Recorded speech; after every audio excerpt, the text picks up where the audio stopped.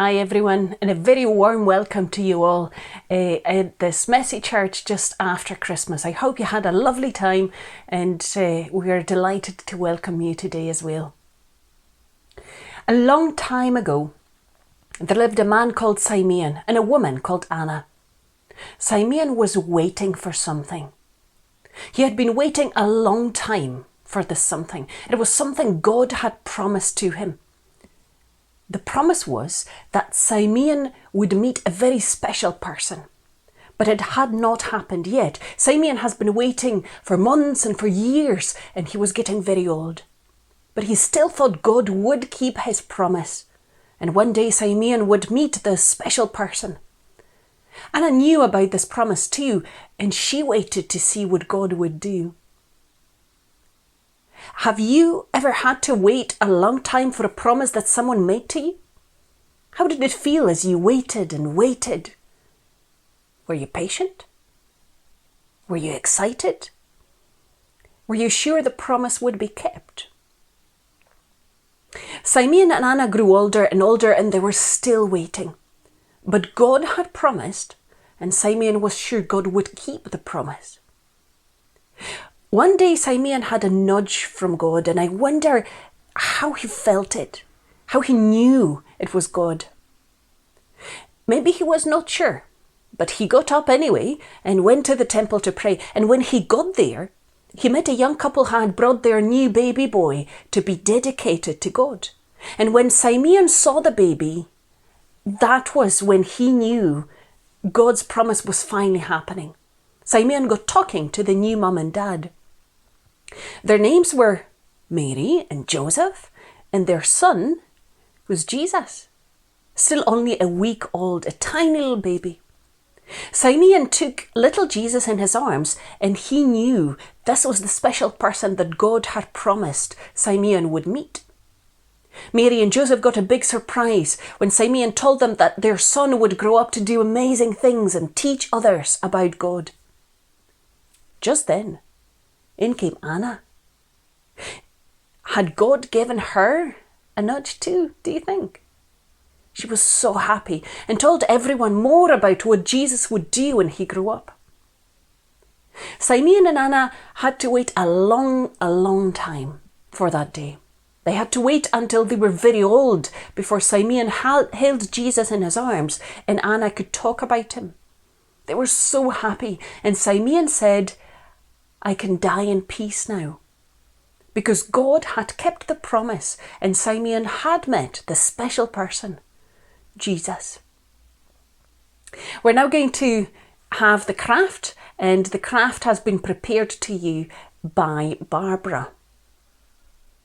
Hello everybody. Are you ready to join me in making today's craft? This is what we're going to make today. It's a bit like a clock, but it's a bit like a calendar too. One thing that I forgot to say in my list last week was that something like a rubber that's a bit soft would be quite useful to have as well. And there's some things that it might be handy to have an adult to help you with. First of all, I'm going to draw around the plate on a piece of stiff paper, card will do, and make a circle shape. So that won't take long. Use the pencil to draw around it. The paper plate can go away, and I've got a circle. And I'm going to use my scissors to cut that out. Carefully, keeping my other hand well away from the scissors. So we'll just do that very quickly. You've probably already got your circle ready.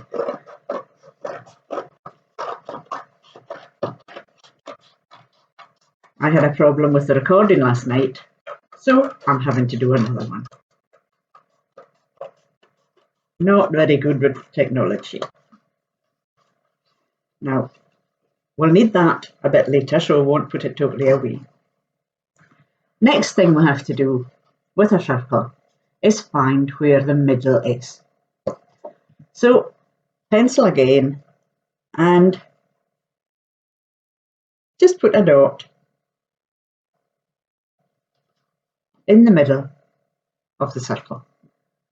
You see it? And then you need your ruler.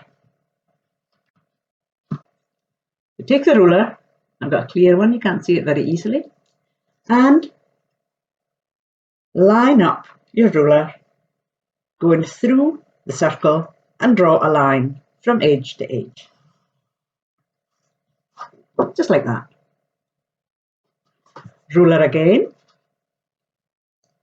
Put the ruler at right angles, that's across the other way from the line you've got already.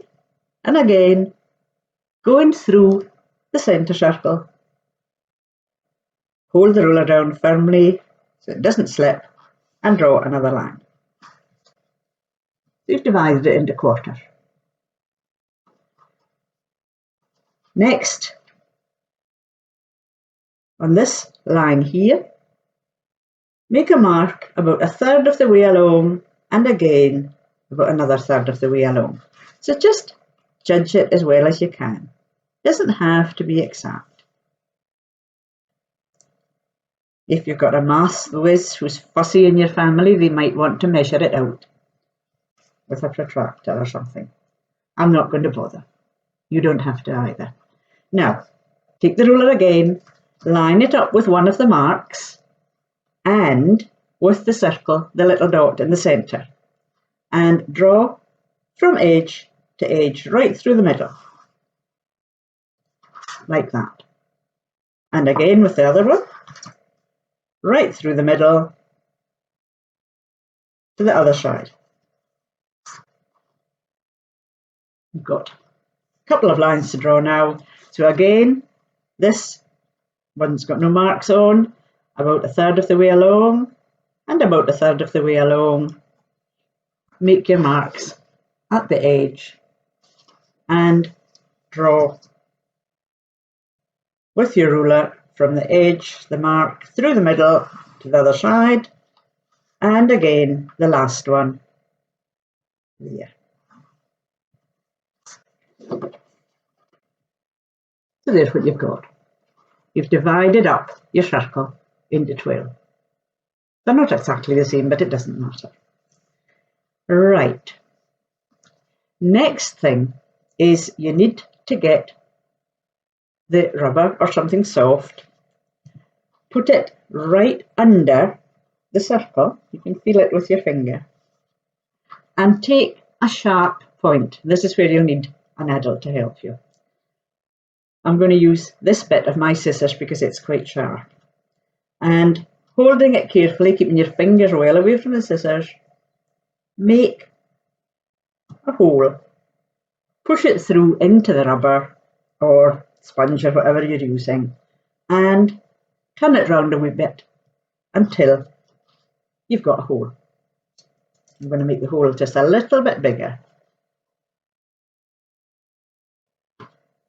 And there we are. We've got a hole in the middle. Right, next thing is we're going to go over to the other side and do the same thing. So it would be a good idea just to carefully look at where one of your lines comes to at the edge and make a mark on the other side there. So there's where that one comes up to, and make a little mark at the other side. So we do the same thing again that we did before. Draw a line from that mark through the hole in the middle to the other side. So one line again, and exactly the same as last time. Go across from one side to the other, draw across, and make your little third marks on the curvy bit, through the middle to the edge, and through the middle to the edge,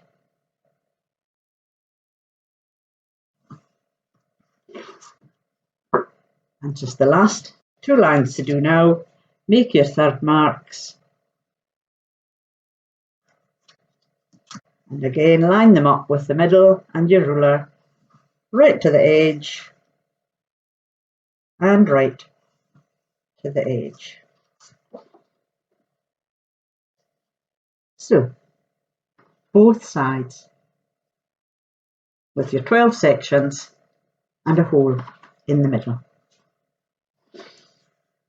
Okay, now we need a spare bit of paper again. So go back, get your card and draw a nice arrow shape. I'll show you what it looks like there. One of these, make sure it's long enough to go from the middle to nearly the edge with a bit spare. So if you take your, I'll just use this bit here to draw my first one, and I'll make a little mark there and there, and that should be big enough. So just draw an arrowhead shape. You can use the ruler if you want, you don't have to.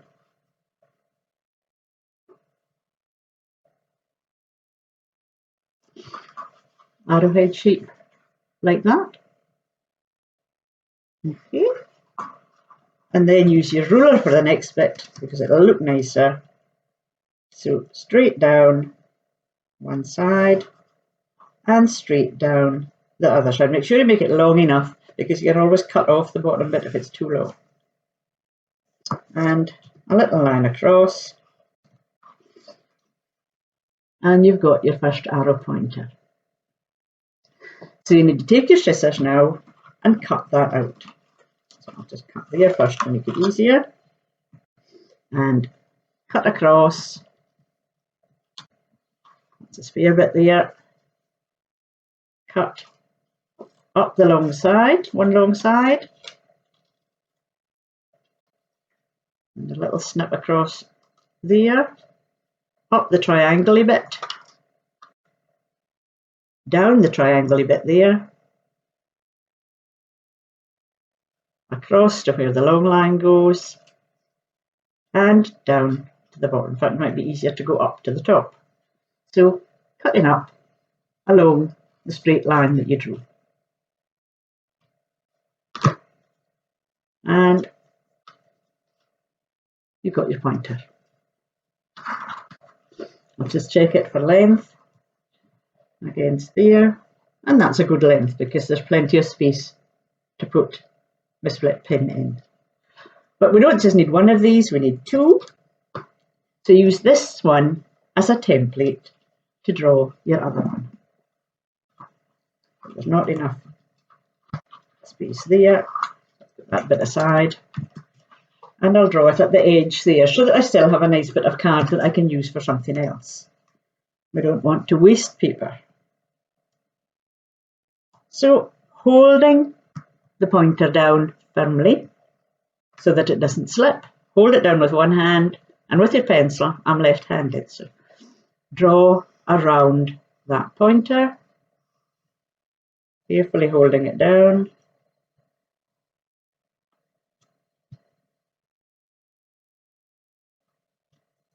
So that you've gone round the whole outside of the pointer. And then again, cut out your second pointer. Use this scissors because they're nice and sharp. Up long side, across the little bit there to make the triangle pointer. Down the other side, across the bottom, and up the long side there.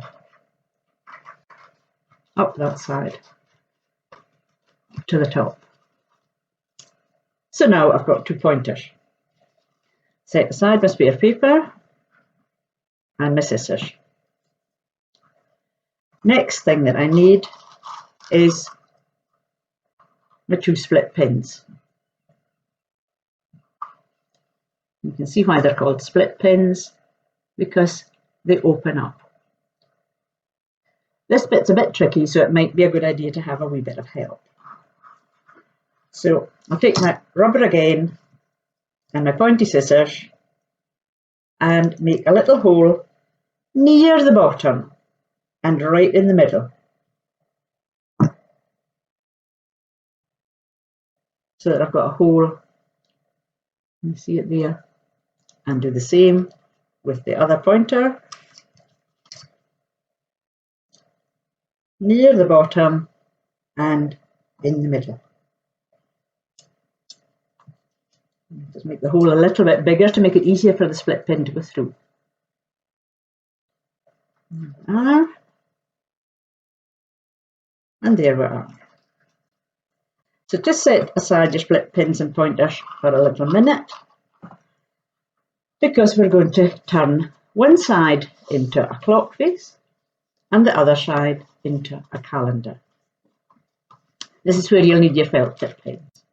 These are very thin ones. Thicker ones might be a bit better. But I'm going to make the clock face, put 12 up at the top, and then go right round till you come to 11 there. So decide what colour you're going to use. I used black the last time. I think I'll use red this time, nice and bright.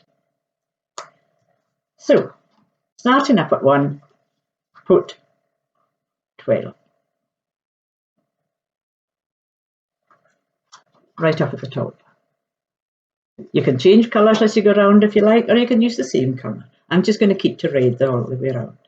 So then 1 on the next line, 2 and 3, 4, 5, and then the 6 is opposite the 12, just like on a clock. And carry on round, 7, 8, 9, opposite 3, 10, and 11. So you've got a clock face. On the other side, I'm going to keep my finger where the 12 is, so that I know that this is going to be the first month there.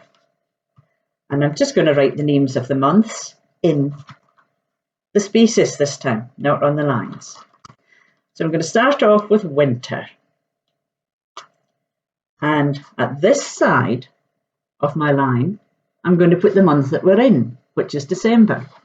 And I'm going to make them blue, cold colour for cold months. So December. And then carry on round, blue again, because we're still in winter, for January.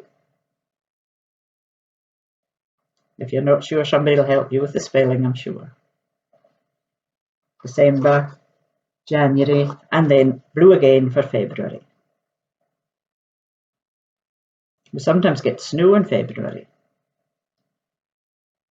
Don't forget that extra R that's in February. I'm going to change colour for spring. So I'm going to use green for spring.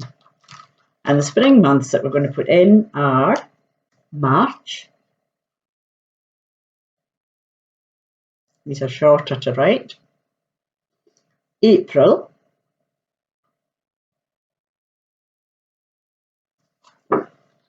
March and April. And then the shortest word, May.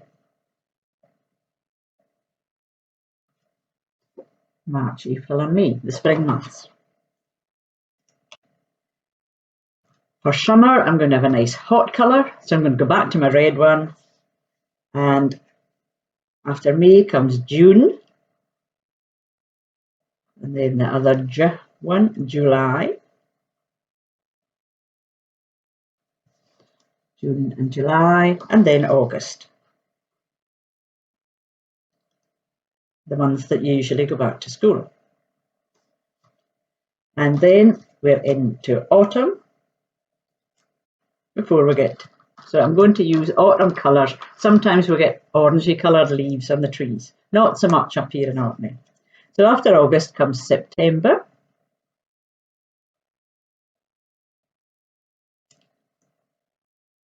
These are all the bare at the end months. October. And finally, November. Before we get back to December again. So we've marked them on.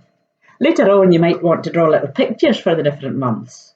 Bulbs coming up in the springtime, hot sunshine in the summertime, and so on. Trees with leaves falling off in autumn. Sledges maybe in December if you're lucky, in the winter months.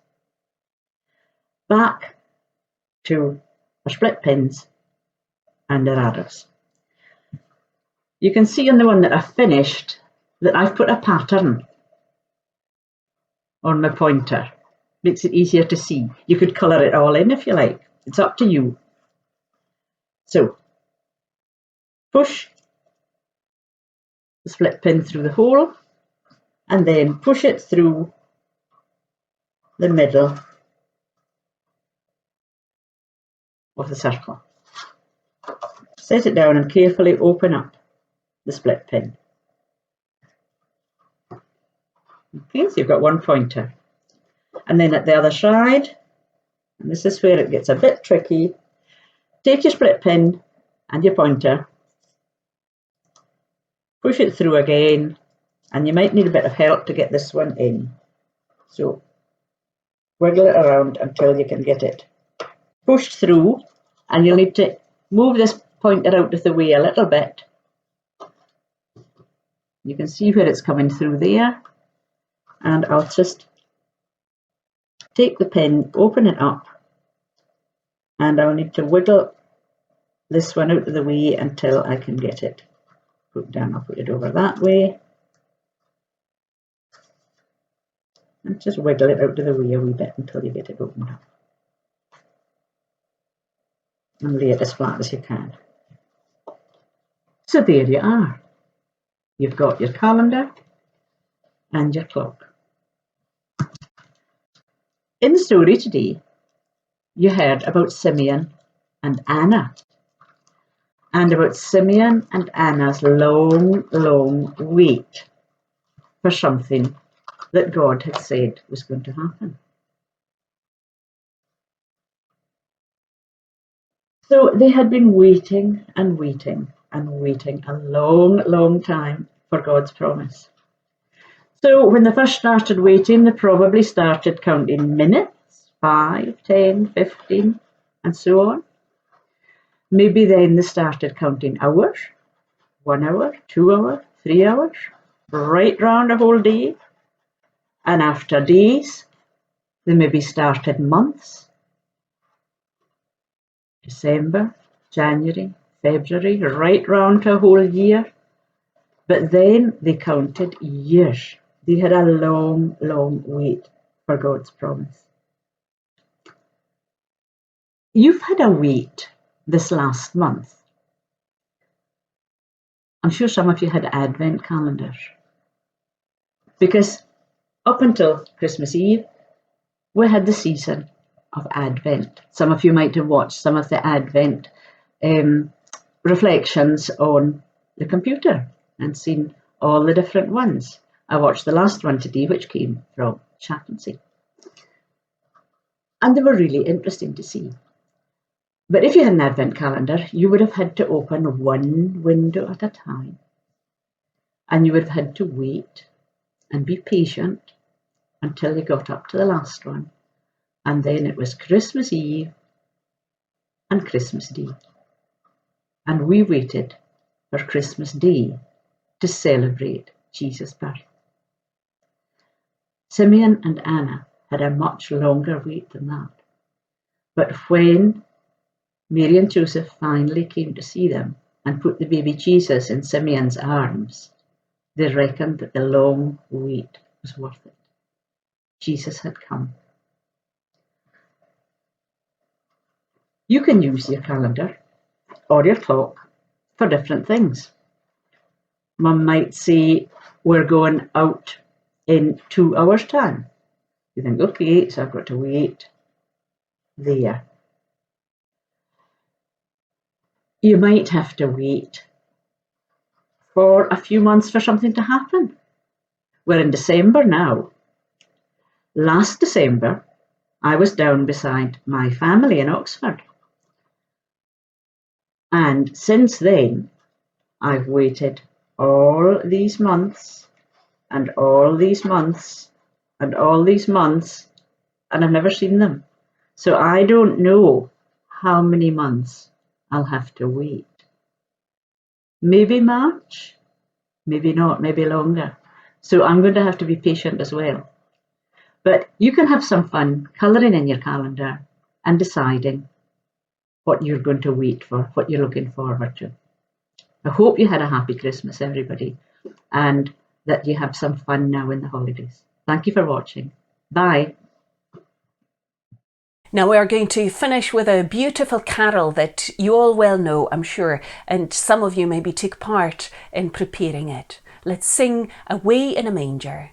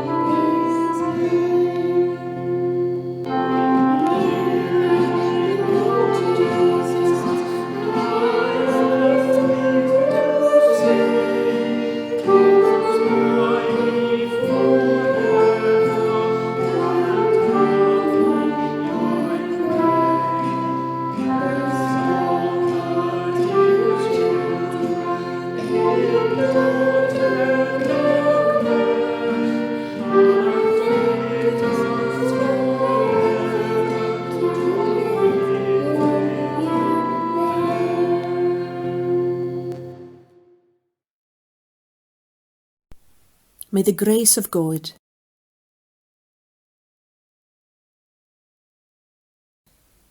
and the love of Christ and the fellowship of the Holy Spirit be with us now and forever. Amen. Thank you so much for taking part in our e-message church today. It's lovely to see you all here today. For next week, you will need card circle about 10 centimetres in diameter, hole punch, blue, green and brown felt tip pens, small yogurt tub, double-sided sticky tape, card flame shape, glitter, PVA glue, glue spreaders, and a battery tea light. Happy New Year, everyone, and see you next week. God bless. Bye.